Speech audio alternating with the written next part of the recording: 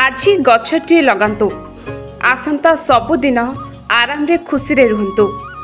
गछ आम जीवन, गछ थिले दुनिया रहिबो। एही भली कहिबा सह विद्यालय परिसर रे वृक्षरोपण करथिले स्थानीय स्थायी पब्लिक स्कूल वास्तुबपुरर पिलामाने। मंगलवार सकाळ समय रे एचडीएफसी बैंक रो सहयोग रे स्कूल परिसर रे वृक्षरोपण कार्यक्रम करा जायतिला।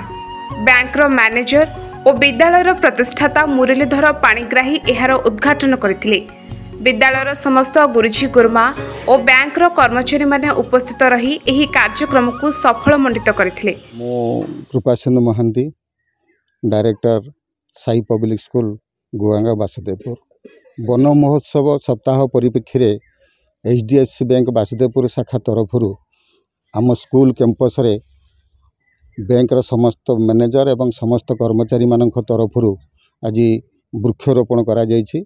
वृक्ष ही जीवन, तेणु यह माध्यम मु समस्त कहवाक चाहे समस्ते गोटे गोटे गछ लगातु एवं जीवन बचातु। परिवेश प्रदूषण होती ठीक समय वर्षा होनी, वर्ष सारा प्राय गरम हिट स्ट्रोक रोचे। ये सब केवल वृक्षर अभाव जो रोचे।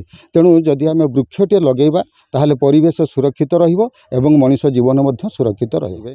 तेणु परिवेशटा को सुस्थ रखापी ये जो पदक्षेप नियाहेछि सेथिपई मु आउ थरे मध्य सब बैंक स्टाफ को मु धन्यवाद अर्पण करुछि। वृक्षरोपण आवश्यकता और वृक्षरोपण उपादेयता विषय में लोक मानकर समाज रे सचेतनता सृष्टि करने निमंते वासुदेवपुर सहर में एक सचेतनता रैली आयोजन करिथिलु एवं वासुदेवपुर नीलमणि मार्केट कॉम्प्लेक्स निकट में एक पथप्रांत नाटकर मध्य आयोजन करिथिलु एवं विभिन्न समय रे वर्षर विभिन्न मासरे आमे सचेतनता सृष्टि पई विभिन्न कार्यक्रम ग्रहण करूछु।